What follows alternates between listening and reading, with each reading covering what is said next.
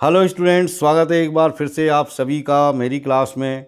आप देख रहे हैं मेरा channel study time by Rajesh Sharma. तो प्यारे बच्चों, इस क्लास के अंदर हम पढ़ेंगे कक्षा 10 अंग्रेजी की बुक फर्स्ट फ्लाइट की एक खूबसूरत सी पोइम, और पोइम का नाम है द बॉल पोइम। अब इस बॉल पोइम के अंदर क्या होता है कि एक लड़का होता है जो उसकी बॉल को खो देता है। खेलते हुए उसकी बॉल पानी में चली जाती है। अब लड़का उस बॉल को खोने पर बड़ा अपसेट है, बहुत चिंतित है। अब एक बॉल कोई इतनी कीमती चीज़ नहीं होती, वो उसके रिप्लेसमेंट के लिए एक नई बॉल खरीद सकता है, लेकिन बड़ा अपसेट है। कारण क्या है, ये सब कुछ जानने के लिए हम इस पोइम को शुरू से अंत तक पढ़ेंगे, इसलिए बने रहे मेरे साथ और देखें पूरा वीडियो। तो आइए शुरू करते हैं। A boy loses A ball. एक लड़के की एक बॉल खो जाती है। ही इज़ वेरी अपसेट, वो बहुत ज़्यादा चिंतित है।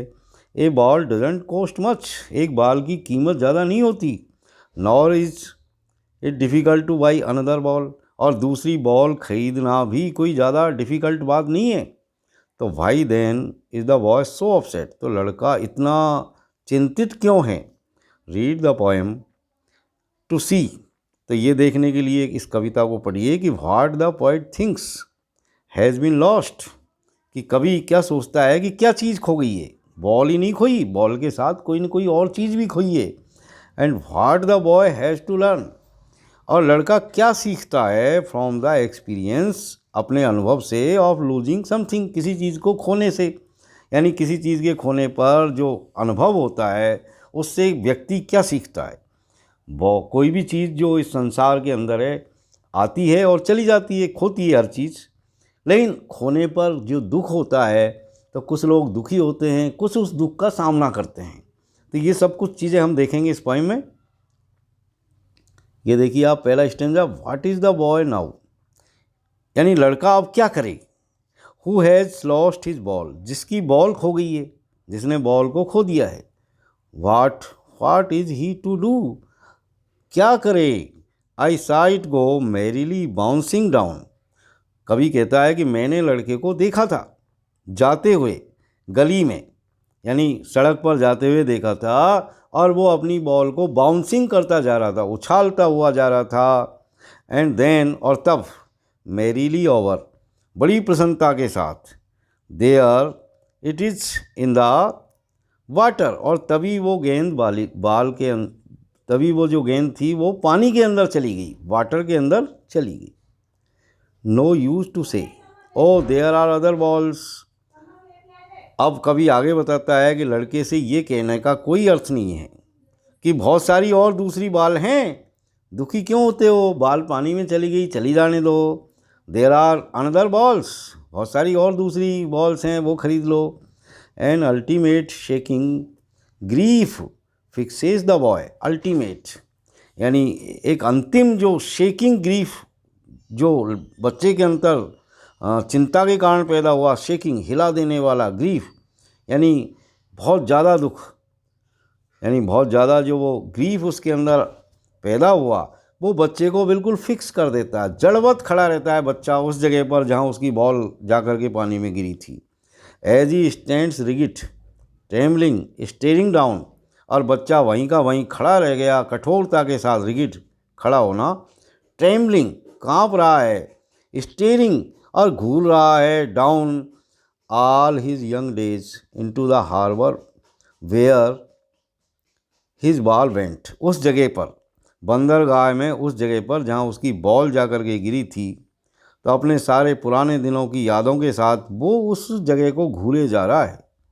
आगे कवि हमें बताते हैं कि I would not intrude on him, कवि कह रहा है कि मैं उसके विचारों में दखल नहीं दूंगा, मैं उसके, यानी वो जो भी फील कर रहा है उस फीलिंग्स में कहीं घुसपैठ नहीं करूँगा, इंट्रूड नहीं करूँगा। इंट्रूड का मतलब होता है घुसपैठ करना, बिना परमिशन के किसी के अंदर दखल देना। ए डाइम अनदर बॉल इज़ बर्थलेस, कभी आगे कहता है कि मैं उसको ये भी नहीं बताऊंगा कि ये कोई ज़्यादा महंगी चीज़ नहीं है, एक डाइम में आ जाती है, डाइम एक मुद्रा का हिस्सा है, और दूसरी बॉल भी है, कहने का मतलब डाइम खर्च करो दूसरी बॉल आ जाएगी। इज़ बर्थलेस, ये उसके लिए बिल्कुल बेकार की बात है। Now he senses first responsibility in a world of possessions. कभी आगे हमको बताता है, कवि के अनुसार बच्चे को वो मौका देता है कि सबसे पहले बच्चे को महसूस करना है अपनी रेस्पॉन्सिबिलिटी को, अपने उत्तरदायित्व को। ये जो भौतिक संसार है यानी वर्ल्ड ऑफ जो पोजेशंस हैं, यानी भौतिकवादी जो ये दुनिया है, इसके अंदर हर व्यक्ति की अपनी रेस्पॉन्सिबिलिटी है। तो बच्चे को समझना चाहिए अपनी responsibility. People will take balls will be lost always. लोग बॉल खरीदेंगे और बॉल हमेशा ही खोएगी। यानी कहने का मतलब यहाँ पर बॉल एक प्रतीक है। कहने का मतलब जो पोजेशंस हैं, जो संपत्तियाँ हैं, जो हमारी वस्तुएं हैं, यानी जो भौतिक सुविधाएं हैं, तो हम उनका उपभोग करते हैं, खरीदते हैं और वो अंत में ख़त्म होती है, खो जाती है। Money is external. धन एक बाहरी कारक है। मनी यानी धन, एक्सटर्नल यानी बाहरी। ही इज़ लर्निंग, और आगे कभी बता रहा है कि लड़का सीख रहा है इस अनुभव से। Well behind is D separate eyes. अपनी निराश और परेशान आँखों के पीछे से। द एपिस्टोमोलॉजी ऑफ लॉस, यानी खो देने की जो ज्ञान शास्त्र है, जो ज्ञान मीमांसा है, इस चीज़ को बच्चा समझ रहा है कि खोने पर क्या होता है, खोने पर किस तरह का दुख आदमी के अंदर पैदा होता है। क्योंकि खोना, किसी चीज़ को खोना, अब वो एक भौतिक वस्तु है जो हमने खो दी, लेकिन उस भौतिक वस्तु से जुड़ी हुई जो हमारी मेमोरीज है वो भी साथ साथ में खोती है। तो कभी यही कहना चाहता है कि भौतिक वस्तु का खोना उतनी बड़ी बात नहीं है, बल्कि उस भौतिक वस्तु के साथ जुड़ी हुई जो हमारी मेमोरीज है वो भी साथ साथ में लॉस होती है और उसी का हमको दुख होता है। How to stand up. और कभी आगे कहता है कि लड़का ये सीख रहा है कि किस तरह सामना किया जाए उस दुख का जो किसी वस्तु के खोने पर होता है। Knowing what every man must one day know. और वो ये भी जान रहा है कि हर व्यक्ति एक न एक दिन उसको जानना पड़ेगा, यानी इस खोने के दुख को जानना पड़ेगा। And most know many days. और कई लोग तो इस दुख या खोने का जो दर्द है, जो एहसास है, उसको जानने में बहुत दिन लगा देते हैं। हाउ टू स्टैंड अप, यानी उस दर्द को सहन करने में उनको बहुत समय लग जाता है। तो प्यारे बच्चों, ये एक बहुत ही खूबसूरत कविता थी जिसमें खोने का यानी वस्तुओं के खोने का जो दर्द है, वो उस दर्द को यहाँ पर भली भांति एक्सपोज किया गया है कि वस्तुएं खोती है, वस्तुएं आती है, खरीदी जाती है और खो जाती है, लेकिन वस्तु के खोने का दर्द नहीं होता वो वास्तव में दर्द होता है उस वस्तु के साथ जुड़ी हुई हमारी मेमोरीज भी लॉस्ट होती है। तो हमको कभी इस कविता के माध्यम से इसी चीज़ को बताना चाहता है कि हर बच्चे को यानी हर व्यक्ति को अपनी जिम्मेदारी समझनी चाहिए। किसी चीज़ को खोने का दर्द होता है, लेकिन उस दर्द के लिए हमको जो है इतना ज़्यादा दुखी भी नहीं होना चाहिए। कहने का मतलब उस दर्द को सहन करने की क्षमता हमारे अंदर आनी चाहिए, हमारे अंदर रेस्पॉन्सिबिलिटी होनी चाहिए।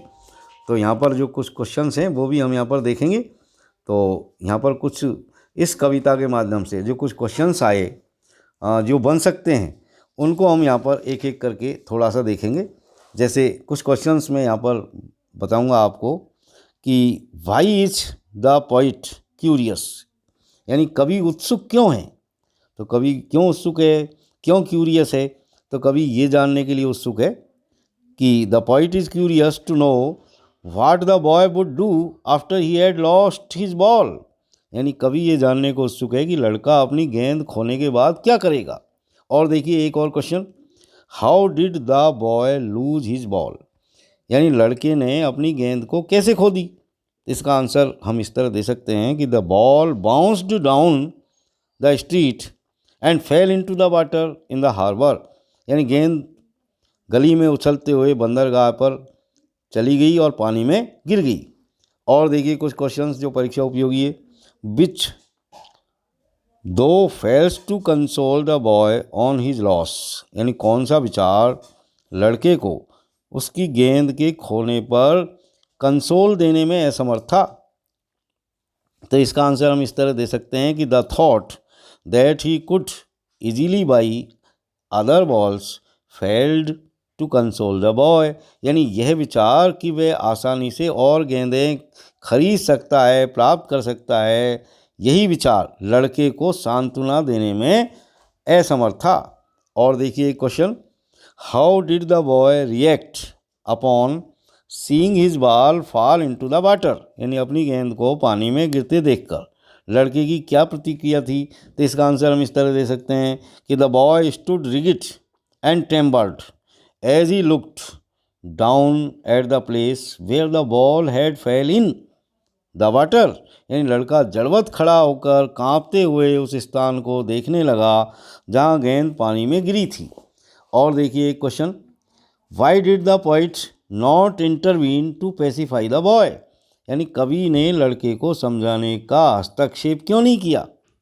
तो क्यों नहीं किया, the poet did not intervene to pacify the boy because he knew that the help of money or another ball would be worthless, यानी कवि ने लड़के को समझाने का हस्तक्षेप इसलिए नहीं किया क्योंकि वह जानता था कि पैसे या दूसरी गेंद से सहायता महत्वहीन होगी।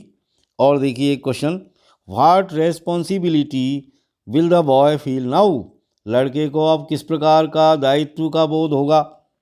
तो इसका आंसर दे सकते हैं हम, the boy will now feel the responsibility of taking care of possessions, इन लड़के को अब अपनी वस्तुओं की देखभाल करने के दायित्व का बोध होगा।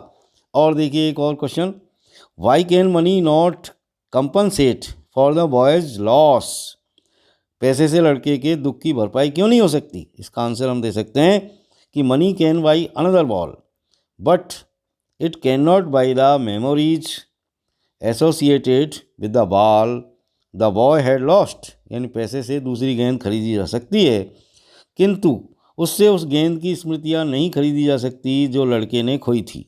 और देखिए question, what must every man know one day, यानी प्रत्येक मनुष्य को एक दिन क्या जान लेना चाहिए।